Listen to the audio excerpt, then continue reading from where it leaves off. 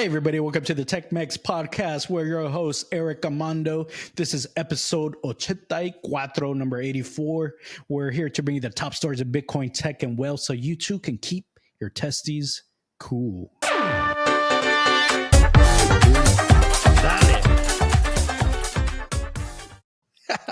Dale. Your test is cool. So something interesting on the news, right? So this guy, Bryan Johnson, we have talked in the pod multiple times. Different nicknames, right? The vampire, Yeah. Don't die guy. The don't die guy, which is like, remember, that guy is not a dummy, right? He made almost $1 billion exit. Now he has a lot of money and he's spending $2 million on his health protocol. An ultimate biohacker, right? So he's a techie. So the reason why I'm mentioning this guy is because his latest viral thing is he's using ice diapers. Or diapers with ice. I don't know how you want to say. Is it like walking around with ice cubes in his undies or what? I was trying to get a little more information because that kind of catch my attention. Why the heck this guy is trying to cool off his balls, right? Man, between last week's sperm races and this week's don't judge me, bro. ball story. What's going on here, Mando? I guess my feet, huh? So this guy, look at the thing that he does. He spends about 5 hours in the morning, literally designed to reverse and maximize his health, right? So he goes into therapy for light therapy. He goes into some of physical training, right? I mean, the guy is shredded, right?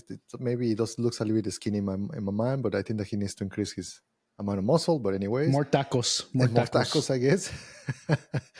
But he goes into the sauna, and after he goes in from the sauna, then he needs to cool off his testes. So and basically, because of health on the testicles to be able to get the hormone properly, and then obviously prostate and all of that part, right, for men, and that's the reason why he's wearing the ice the ice diapers. All right, so he's not just walking around with ice in his pants. He does this after he does the sauna. Yes. So it's for a specific reason. Okay, so we know, like, you hear that. Okay, you get into the hot tub or whatever. Like after that, your little guys don't go as fast. They would be like last place in the sperm race, right? So I guess that's why he's doing this. Yeah, when I was in Mexico, when I was a teenager, though, I used to run a lot and do a lot of exercise, like all type of exercises. And one of my coaches in that time, they used to tell us to do blood shower, and that sounds weird, but basically the guy was saying that it's just to make sure that your immune system, that literally just get after the sauna, just get a very cold water in your body. And there was actually on the gym like a very cold, just like a shower, and you just pull it, whoosh, you just get the whole water hose. No, it was actually like a huge, like I guess not a normal shower. It's like a special thing. It's a special that it was on the gym, and I have seen it in a couple of places only in Mexico and in different countries. I haven't seen it in Is it like a rain shower head or something? But it's like big shower head, and it's like literally just get like a bunch of water, but it was cold, and then coming out from the sauna to this, and I can tell you the sensation. Obviously, it's not a good sensation. It's like, but you get used to it. But the part that is just it wakes you up. You feel the inflammation. You feel the heat that your body is like in a lot of stress, and suddenly with that cold water, yes, it's not pleasing, right? But like after that, you feel awake. Well, so I was doing a morning routine. Kind of similar, actually. I mean, not ice in my pants, but the other part. So I too also, right? People have told me, "Hey, Ramirez, you have a car wash as your shower." It's like, yes, it's very true. It's like a 10-foot by 5-foot shower area that I have, and I installed these 20-inch rain shower heads. So like, it's basically like a shower. In the mornings, that's what I like to do. It is cold water, and that's what it does. It basically just wakes you up. That's the part that I like. So I think that part in itself is very cool. I've heard that it's very stressful for the body, but for me, I enjoy the cold water much more than like a hot water, like a hot shower. My wife's very different. She loves a hot shower. I enjoy a cold shower, or at least something that's a little bit cooler. I don't enjoy the hot water all that much. What about you? That one is a tough one. Actually, a little above temperature, not too cold, not too warm. But if I want to, Not steaming. exactly, not steamy. So, but if I want to relax, I'm like a frog, right? Like you can keep increasing the temperature because I have a spa, and that one, yeah, I can get it up to from 90s to 104, right? So, Yeah. but it has to be kind of in a slow motion. I feel that there might be something to it because even Tony Robbins, he likes to. He lives in an island. Not sure if you're familiar with Tony Robbins, but he's one of those guys that One likes of to. those island guys. Well, he's tall enough to be an islander, I guess. No, he lives by Fiji or something like that, but Okay. he has an island, and then he goes into this little, I guess, place where he has some rocks and all of that, and he just like jumps into this, and it's cold, and then he does it in order to just cool off his body. So maybe give it a try for the audience. Try to see if you kind of contrast some temperatures, how your body reacts. And for me, when I was younger, it was it will awake me. I will start not feeling too inflamed or too stressed out in the body, and Yeah. that's for the physical portion. But for the mental, I did the challenge of every day just turning on the cold water, and I did it in Seattle maybe a few years back. Man, it was tough, but it actually allows you to have a lot of self discipline and control. Like it's something that you don't want to do, but you just do it. Then that is the mental aspect, which also I feel that it will be cool. So maybe you can get your diapers, your ice diapers. Yeah, if you don't got the time in the morning, just do it throughout the day, right? Well, a couple of the other things that are mentioned here, like with the red light, also, I also have a kind of a desktop red light. Also, I do feel like that combination of the cold water shower in the morning and then the red light right after. Um, it does pretty good, and it's supposed to be good for your skin and things like that, make you stay younger. I don't know if it's working on me all that much, but I do also feel. I also actually like with the red light. I have my eyes like open. It's like shining in my eyes. I feel like it makes my eyes better. I don't know if it's true, but it feels like, oh man, that's some good stuff right there. Now, don't get this confused. There's infrared. I have infrared also in that, but I make sure that part's off. I don't know because the infrared like penetrates, right? Infrared goes deeper into your skin, while the red light is just, I think, surface. Not a doctor, so I don't know. Don't take this with a grain of salt from some dude on the internet that's telling you about this. But I think that combination for me very refreshing. It's hard for me to do that routine on a regular basis though with my morning routine, but I think it's pretty good. I recently tried also Mm. the portable sauna. Have you seen those? It's like a little steam It's like thing. yeah, but I feel that those are like a It pools doesn't get for that high temp. It and doesn't. Yeah, it doesn't get that high and temp. also mildew. I feel that maybe only a few times and it's gonna start getting mildew. But do you like it? I did actually, and I do feel like I got something out of it. Maybe not the same as like a real intense dry sauna or something like that. It's basically just a steam, Hmm. but there's a lot of benefits to the steam too, with the lungs and breathing in and stuff like that. It to me it felt really relaxing. Hmm. But the thing is, for me, I didn't want that like in the morning, and plus it takes a little bit of time for it to like crank up, the steam and the heat and all that. But it's pretty good. It feels like it releases. I mean, this is all just like maybe placebo, but it feels like it releases like the toxins, like it makes you sweat. Makes you When sweat. you have a really good workout and you sweat, you feel like you got all the bad stuff out.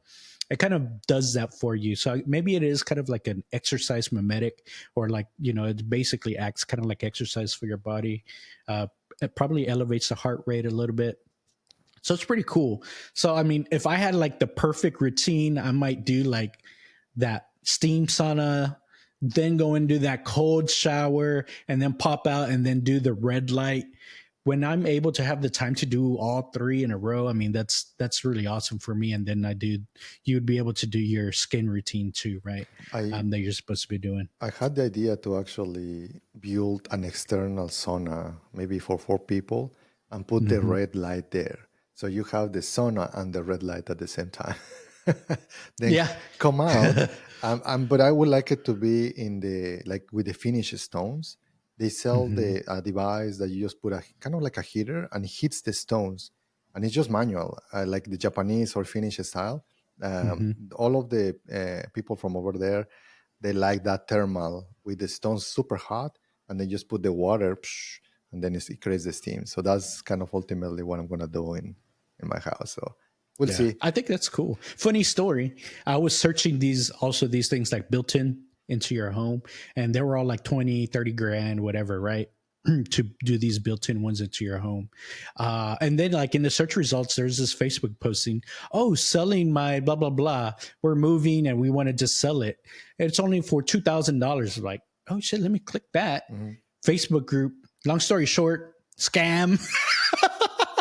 I was like, I can go pick it up right now. Sure. They're like, oh, I am out of town. Can you wait? Or can you send, how do you want to send some money just to hold it? I'm like, okay, scam. But, it seemed like a good idea, but no, that was definitely someone trying to just get some money and then just not even show up. They actually gave me an address, and it was in River Oaks. For those of y'all in Houston, y'all know it's. So I'm like, okay, River Oaks is plausible, right? Like they might just be like giving shit away, but no, totally scam. Give me some money and I'll hold it for you. Why are you selling it if you're out of town? That doesn't make sense. There's something there though on going back to kind of the sauna and all of that, and testes, I guess. By the way, there's another article that people that they have females is because they have warmer balls. So they noticed that, and the reason why they spot that is because they saw it on athletes, like NFL players. They start just having baby girls. Like, what the fuck? What is happening? Why these guys are getting just girls? It just happens that the swimmers, they for females, they thrive more on when they are warmer balls. Hot balls equals girls. Yep. Cold balls equals boys. Got it. Interesting, huh? So you're shopping for a baby. All right, we're gonna see this like ice diapers take off here. Maybe we should do Tech-Mex ice diapers for those that are trying to, or maybe just I'll root for you, temperature man. calibrated. You want hot temperature for the girls, and then I don't know. There seems like not a scam though. That's an opportunity here. That's a for real story though. All right. Well, moving on for speaking of cold-blooded animals, what's going on here? You said there's something funny going on in the Antarctica. There were a couple things that happened, and again, this is a tech podcast, and a lot of this is just how we are able to get the science behind all of this. And this was interesting. Basically, maybe let me see if I can pull a picture of it's basically the fish. This fish is called the icefish. Talking about ice, huh? Oh, yeah, I can pull it up. Yeah, thank you. So this, and yeah, it's like a very weird looking as a fish. So, but the interesting part of this fish is that he can survive in a very cold climate. Like it can move around on the Antarctica, and the main reason is because they don't have red blood cells. So interesting. Could you scroll down? Is there another picture of this? Because they actually have the contrast of the blood. Let me see if I can find quickly this. Because their blood is transparent. So yeah, it's here. I found the picture. Let me share my screen. Here. So look at the difference on the blood, right? So obviously compared to red blooded, all of the vertebrate animals versus the ice fish. which So is it looks like antifreeze as its blood, huh? that's right. So it has antifreeze there. So the other thing though, do you remember like in maybe 10 years ago or so, like the Pepsi, that it has the crystal Pepsi that it was transparent? That's right. It must be a Pepsi fan. It basically is like maybe you drink the blood. But it was just fascinating to me that we are able to be around on these temperatures in Antarctica, and we are able to get these fish. We are able to get them, kind of all of the science behind to get all of that, and they start analyzing that, why they have, and it basically has some proteins to be able to Uh-huh. antifreeze. So all the fish males? So, since they're all cold-blooded eggs. Not sure though, but for sure it doesn't freeze, because what happens is that with the red cells, they start just creating like start just almost like a slushy, and they cannot move around on the fish. So it's just funny how it adapts, right, Mhm. uh, to I guess to this environment. So, I mean, it's always pretty interesting how from these kind of scientific discoveries, it seems to always relate back to some healthcare or some medical learnings or applications. So, what we're seeing also with technology, specifically, we're seeing over in China, they've announced the world's first AI hospital. It's like what does that mean? Because I know here in Texas we're also working on a AI hospital, but I don't know that it would be the world's first. It's still under design. I think that's what's being built in Austin actually. Um, but this is kind of interesting. What do you know about this Chinese world's first AI I hospital? I did see some of these news. They had some specifics. They were planning to have 14 like robots and some nurses as well with agents. So yeah, if you open that, it looks very ChatGPT generated image there, but scroll down. Um, yeah, and again, they were just trying to make a lot of the operations via robots. There is a robot that is called the Da Vinci. We use it a Mhm. lot here in US. But no, this thing actually was planning to have more robots. So, uh, by the way, did you saw uh, the video of the viral violent humanoid robot that snaps? Let me tell you why. So maybe do you have it, the Yeah, YouTube? I do. I got it here. Dude, imagine if you're like freaking like, oh, you're like sick or whatever, and let's watch the video so that way you guys can see what I'm referring to. So here is two engineers, right? Like, what the heck? What is happening? Chop, chop, karate, chop it. I just want to give you a shot. Where are you going? That's the problem, right? Like, so it's like the technology has to work, man. It's like you cannot start karate chopping the people that are sick. Well, I mean, so I think the premise is pretty cool. You do we're like we've said right now we're in a time where all of these different technologies are coming together and we're figuring out these kind of new ways of applying it. Healthcare is very far behind in technology now, for good reason also, just because you don't really want healthcare to be at the forefront of science, at least for everyday care, because you don't want to mess up and then like you die. It's high risk industry, right? Of course, there's other areas where you do want to be at the forefront, like cancer care and things like that, where you kind of have to push the envelope sometimes. But that's why there's like trials, patient trials, and things like that for new medicines, new procedures, things like that. But in general, you want your healthcare to be pretty well sticking to the gold standard. You don't want to deviate too much from that. So this will be pretty interesting. We've covered videos before that have talked about, hey, doctors need to leverage AI more, right? AI has a potential to have like 90% plus accurate diagnosis rate versus like doctors are getting 60%. And even when doctors are leveraging AI, they're only bumping up a few percent because they're not truly trusting the AI.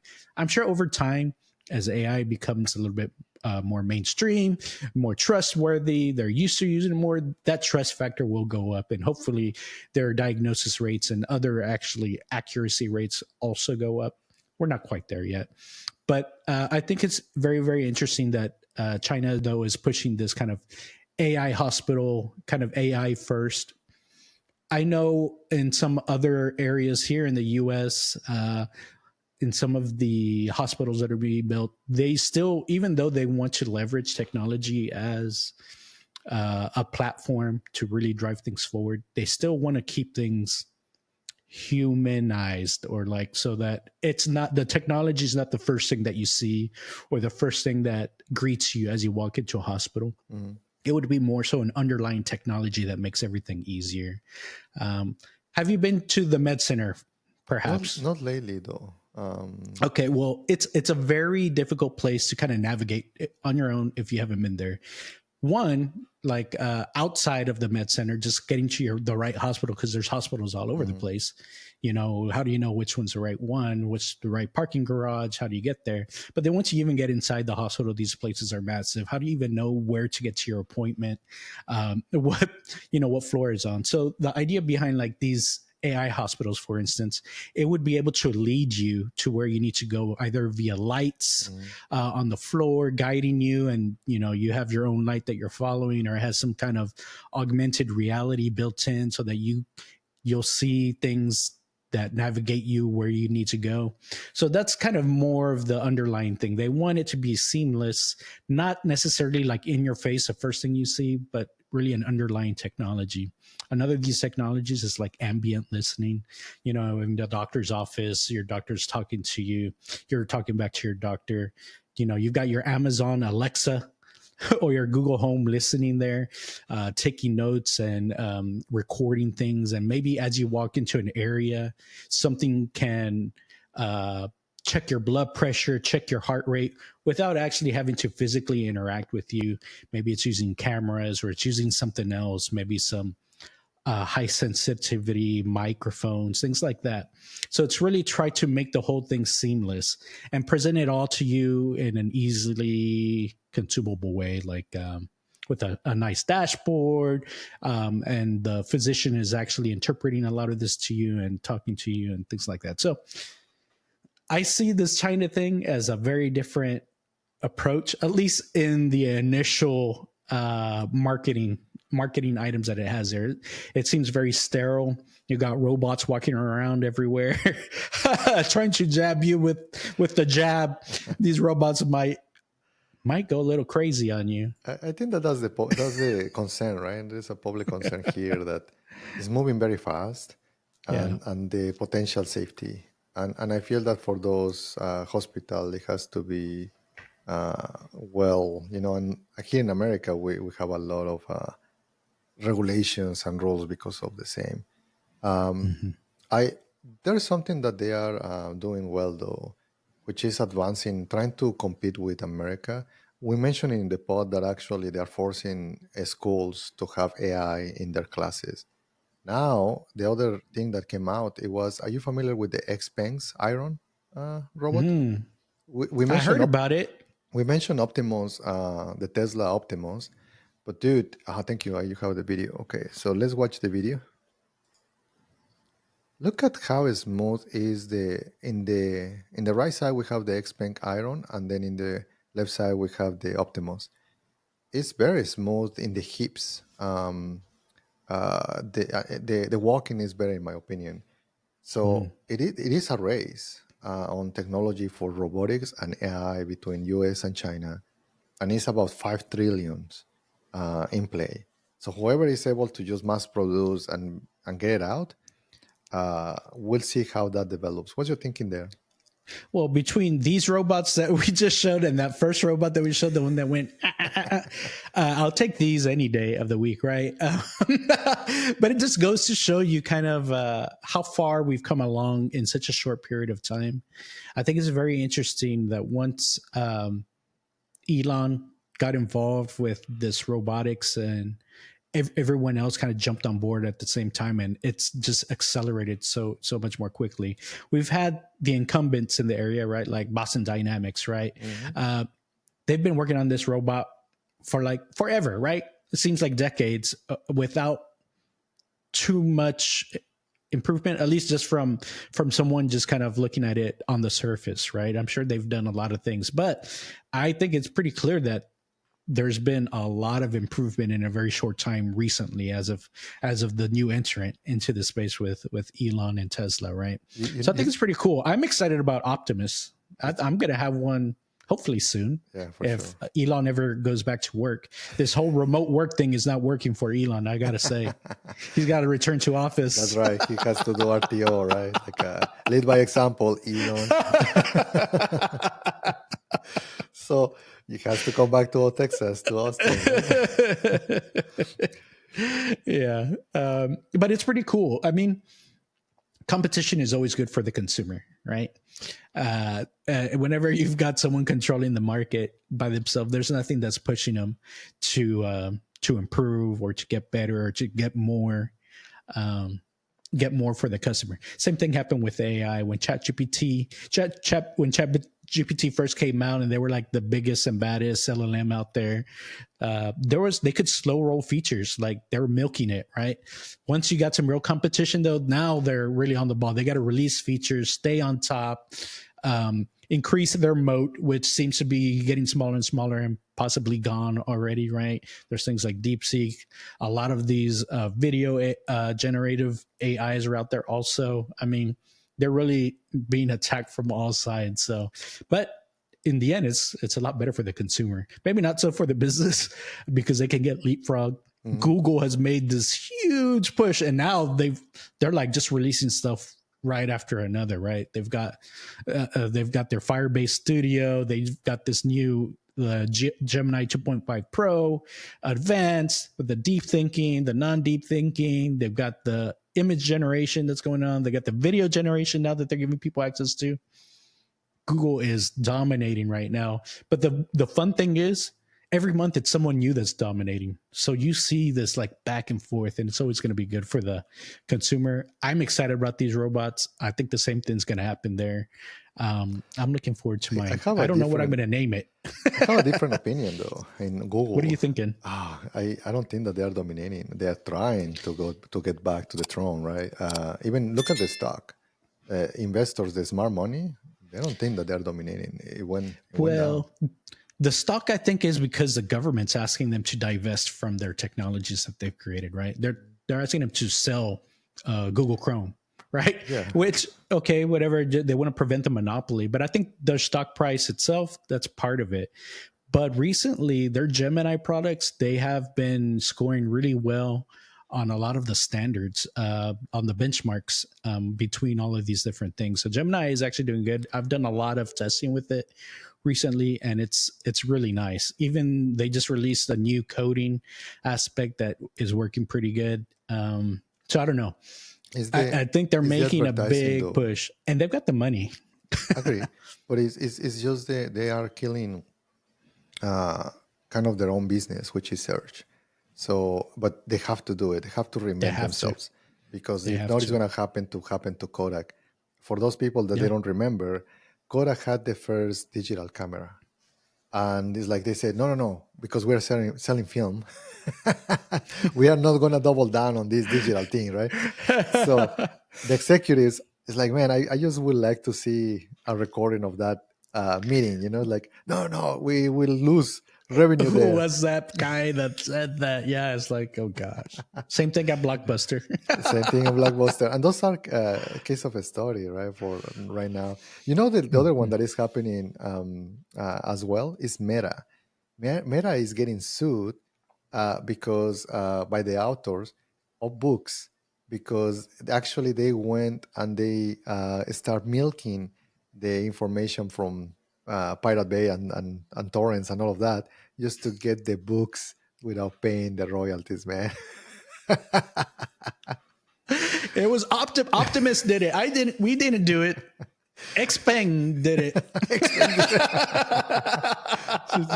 This is China. Dude, I mean, to be honest, the robot is going to try to do whatever it can. If the information is in the internet, it's like, imagine to code all of those ethics rules and all of that. It's like, it's going to be very, very hard. Hmm. So Meta Yeah. has to untangle themselves from that. It's very interesting. And you know what is the company that is being the face? Because guess what? We're going to be keep losing jobs. That's ultimately what is happening. Like Apple and Google, they claim that 20-30% of their code, is being written by And AI climbing and and climbing. climbing as well. That almost is like don't become a software engineer anymore. Look at how Yep. hilarious is this freaking image. Duolingo is becoming the face of the AI jobs crisis, believe it or not. By the way, you haven't seen this suit. This suit is from the Squid Games from the Netflix That's show, great. right? So Poor owl, man. Everyone's trying to kill him. First the Cybertruck, and then now it's in Squid Games. Is he going to survive? I mean, to be honest, this is a company that is being used. It's a consumer app, and right now they're trying to see that their AI product is just was a hit. So they say, Mhm. you know what, we're gonna keep now being we're gonna be basically shifting to an AI first, meaning we're gonna just move into AI, and this has to be developed by AI agents. What's your take there, though? What are you thinking about that? I think they have to. Here's the thing: to stay competitive, they're going to need to do this because if you haven't used Duolingo, check it out. I endorse it. I'm learning 3 languages right now just for fun. The way they have made it, it's very simple, very engaging, and you don't have to dedicate too much time. You can do it like in little chunks of time, like 3 to 5 minutes at a time. Um, the thing is, because I think the barrier of entry into an app like Duolingo is very low now. I'm sure if you went to Firebase Studio, into Cursor AI, Windsurf, whatever, and you asked it to build you an app like Duolingo, it would probably be able to do it in one shot. Okay. I want to build a Duolingo style app myself, and I've got it there. I want to put it out there. Right. So I think they have to because they know it's very simple app to make.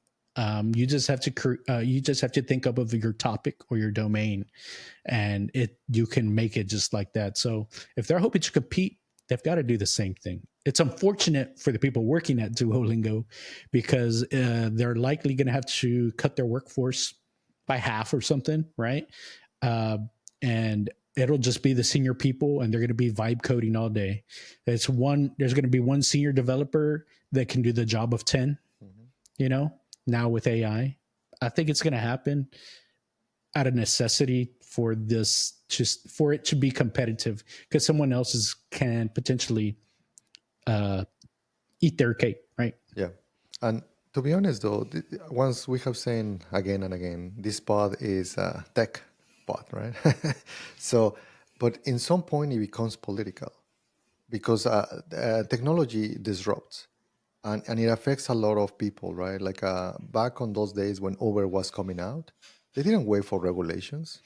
There's like fuck it, we're gonna just provide the service because the consumers wanted it. They were able to change the laws because it basically was highly regulated with taxis. They had all of the taxis had a plate, and they had to they have a limit of amount of taxes, and it was highly political in certain locations and cities, etc. And Uber is like, nope, just went over because they were too fast to actually even allow the government to react. We are seeing it with AI.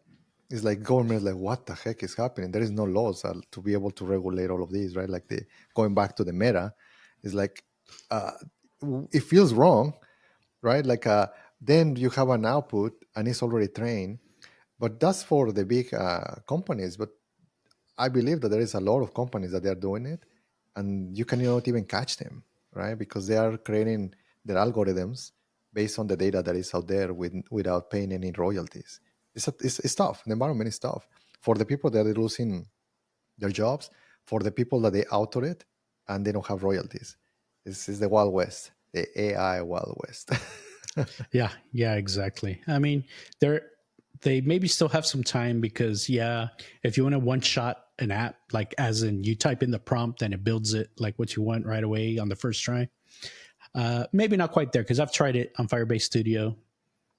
didn't quite get what I wanted right away. Yeah. So there's still time, but it's getting better. I have not tried it this week with the new release of Gemini's code.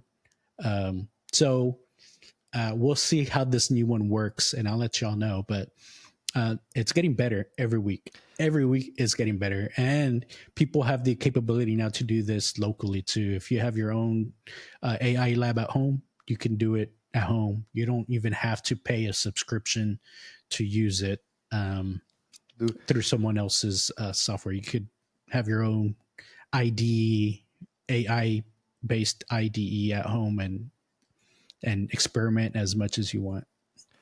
Dude, I love technology, right? So my love to technology probably is like when I was 5, 6 years old. I just really, really like computers. So I can tell you, I have been watching technology for most of my life. The reason why we are accelerating, you won't believe it why. I really think that is because a lot of the advances in processors and actually for Bitcoin, because a lot of the GPU power that we needed to create and the technologies on those, it was fast track because of Bitcoin and yeah, crypto in general, but it was literally for crypto. We had the GPUs because the GPUs, they used to be used for gaming and they were manufactured by NVIDIA and all of that. But those companies, if you see the stock, it was just super flat. Then crypto came into the play and then we started creating computing power. So that was kind of the baseline. Then we also were working on AI. That now you have the GPUs. Then you put it onto for LLMs, and then you are putting onto a body, which is the robotics. So everything is just converging to that singularity that is going to happen in 10, 15 years. Yeah, or sooner. I think very very much so. And because of all this, the data center needs and things like that, even more so, we're going to see the need for extraordinary power. Something else that also the crypto mining brought brought over the need for is because we need a lot of power for that crypto mining, and it's also Bitcoin has been with the proof of work. It also drove a lot of green initiatives for that. So I think there's a lot of things, kind of like people have said before, the porn industry has driven a lot of technology. Bitcoin has done the same thing for technology now. Maybe Bitcoin's a new porn. Who knows? You just went there, huh? You're comparing the industries. I don't What do know you think how Coinbase thinks? I don't know how we just went from AI and all of that. It's like suddenly to porn, man. It's like shit. Anyways, I'll tell the editor to remove that. Nah, just joking. That'll be a nice clip there for short. So I'm reading this headline, and it's like I don't know what to think about it. It basically Coinbase is holding 2.7 million bitcoins under management. Oh shit, it's a lot, right? It's more. That It's is a more lot. than. It's more. I don't know, 15% of the supply. Dude. Yeah. If there's only 21 million Bitcoin and you've got 2.7 million of them, 13.7% to be exact. yeah, you got a good chunk. Now, keep in mind, this is not Coinbase's Bitcoin. This is assets under management. This is how much their users, Coinbase users, have inside of Coinbase. So Coinbase is managing almost 15% of all the Bitcoin. And if you think about it, there's probably 2 to 3 million Bitcoin that are just lost or missing, no passwords for. So I think it's higher than 13.7 in real terms, right? But yeah, that's a lot of assets under management. Last week we talked about Saylor. A couple of weeks ago we talked about Michael Saylor.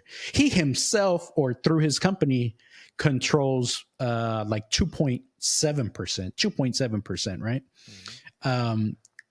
Which for one person to control, that's a good amount of Bitcoin, you know. So I mean, we're going to see a lot of companies get into this space. Did we mention it last week? No, this is something new. We got the first state now with the official Bitcoin reserve. Yep. We've got the first state that came through. Who was it? New Hampshire? No, there were because they were competing this week. Basically, what we're talking about is to the reserve because there were two this week that they. But it's New Hampshire. New Hampshire is the first established the reserve, like the law they're the four passed that got to the finish line. 3 days ago. Yes. Now there's a lot of people, a lot of states that are in the race right now, but New Hampshire got first place. They're the first ones. So yes, Coinbase, they've got a lot of assets under management. Arizona is becoming the second one. Arizona's next. Yep. So they're all about to get past the finish line, crossing the barrier, driving adoption up. Did you notice the price this week, Mando? Of course I did, my friend. My calls blew up. Whoops. Which is okay. It's like I mentioned it to you guys.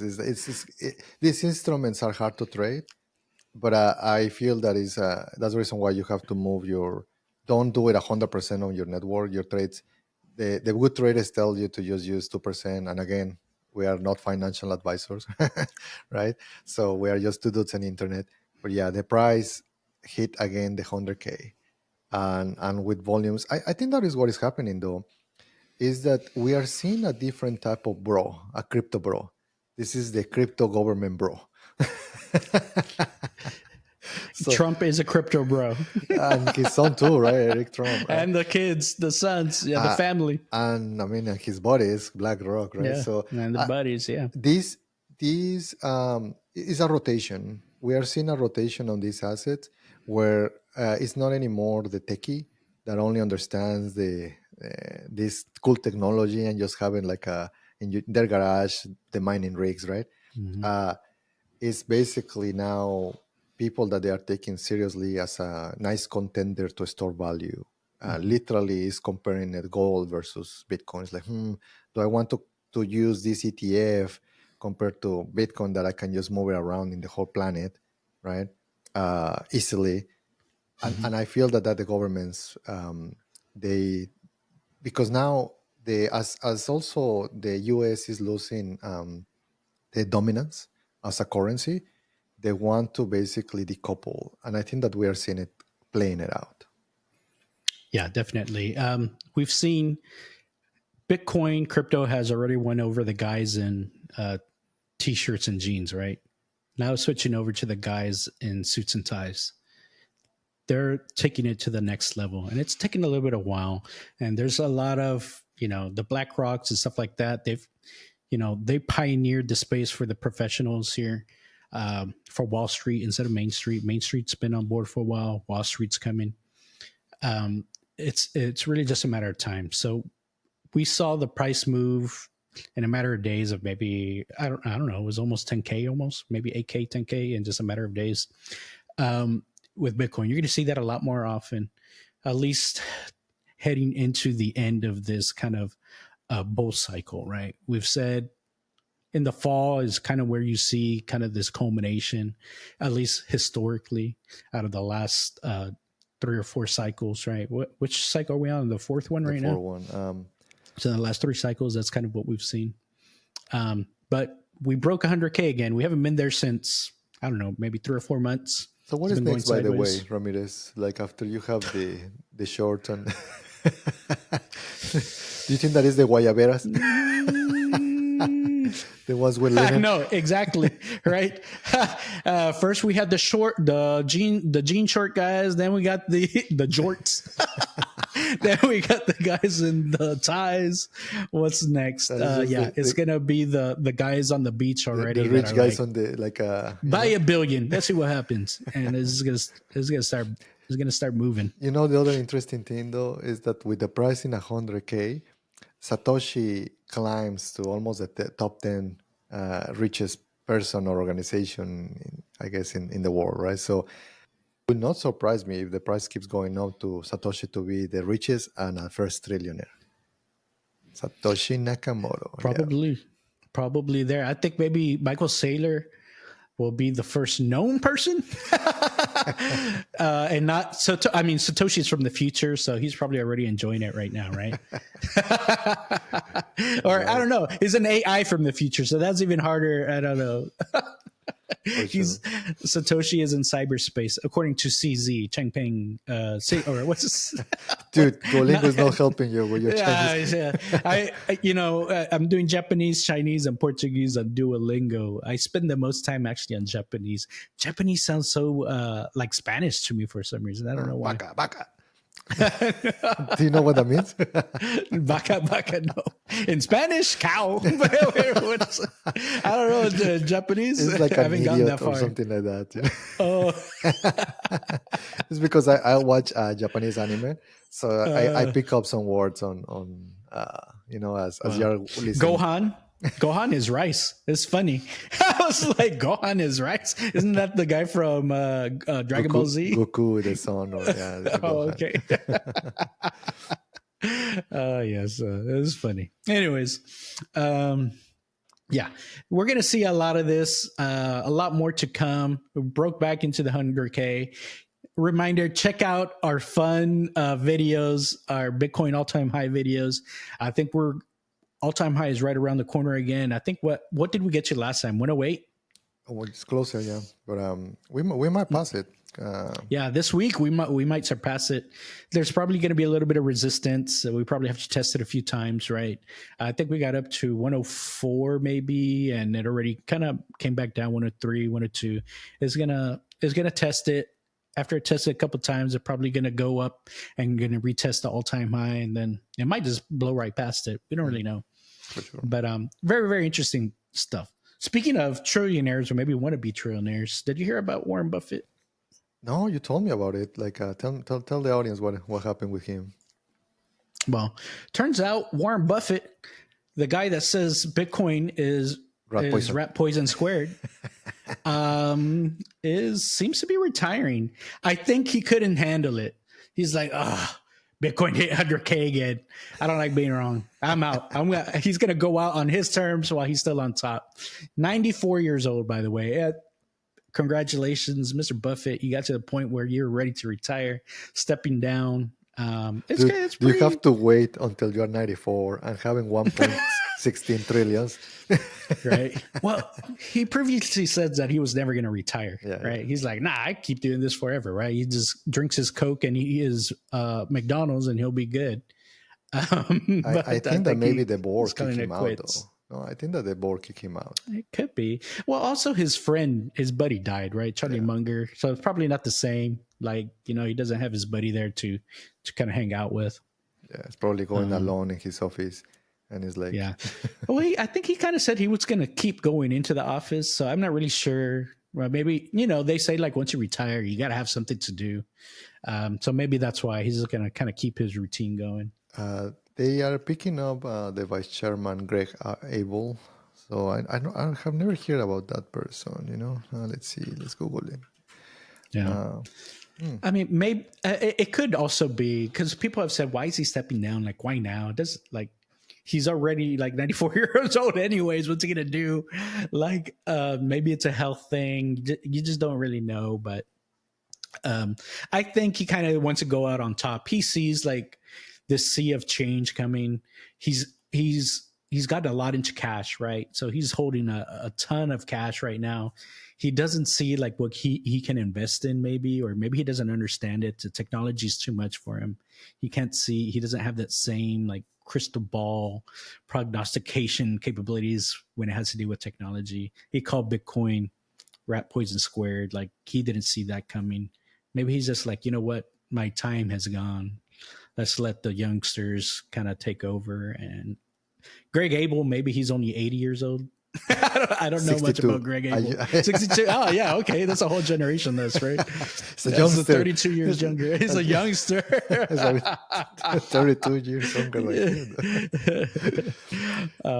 These people they are titans, though. We are mocking a little bit Warren, but I mean, there is lots of respect for the guy, right? Like one of the best investors ever. Has his following. I mean, I don't know how they call them, like Taylor Swift, they call them the Swifties. I don't know how they call the the Buffetts, or the Hathaways. The Hathaways. I don't know.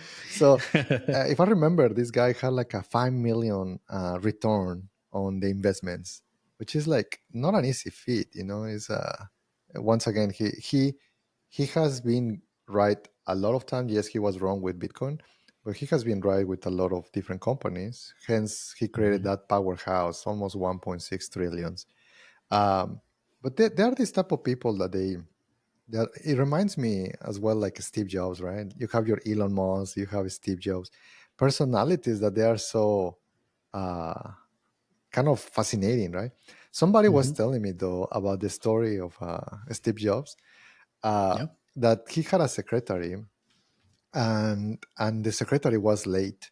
Uh, Basically, one of those days she was late, and Steve's like, "Yeah, actually, maybe they got it from these, right?" So, uh, because basically he just gave the keys of a Jaguar, if I remember, to the secretary, and just tell her, it's like, hey, don't be late again. Hey, Ramirez, will you give a car to your secretary? uh, if I'm a billionaire, what do you value at that point more? You value convenience to your own life. So it costs you nothing to give a car away to somebody that apparently needs it, right? Why not? Uh, we like to help people out too. We do what we can. So if it's something meaningful and it's something that means a lot to them, and provides convenience to you, I can see that. Now they say Steve Jobs was kind of more of an asshole, right? So I He don't was think an it was asshole. like an altruistic type thing. It was more so about a very more selfish place. Like, hey, I just want you here. I don't really care. Here's a damn car. Just make sure you're here on time. It's probably more of that attitude than the being nice and altruistic and caring for the employee. If I had to really Talking think about, about it. yeah, talking about Steve Jobs, dude, the guy was weird. Did you knew that he actually soaked his feet in the toilet in Apple? In apple juice or while he is at No, Apple, no, you no. mean? In the Apple headquarters company, Uh-huh. Steve Jobs removed his shoes and his socks and soaked his feet on the freaking toilets. It was a well known. It's not.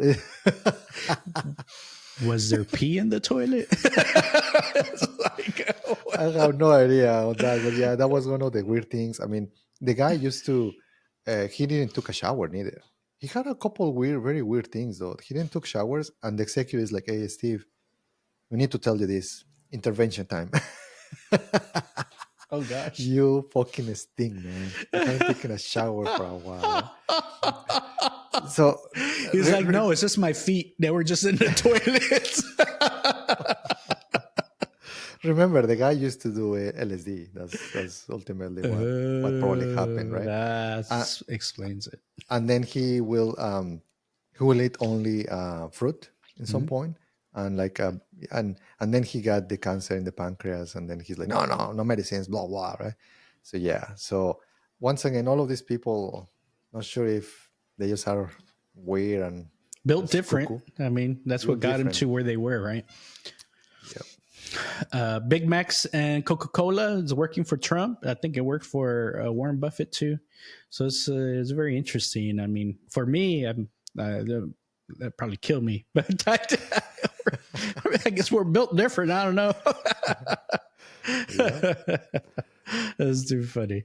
Well, hopefully y'all enjoyed today's episode. We had a lot of different things to talk about. If y'all like what y'all saw, please subscribe. Please share with your friends. Please like. You'd be surprised how much it actually helps the algorithm. The more you click like, the more you share with your friends, the more people actually see it. If you do not do this, the video just stalls. So help us out. You sounded like Help a brother the out. like Sabrina Carpenter. Please, please. What's how's her song goes? Like caffeine in your head. What? I I don't don't know. remember.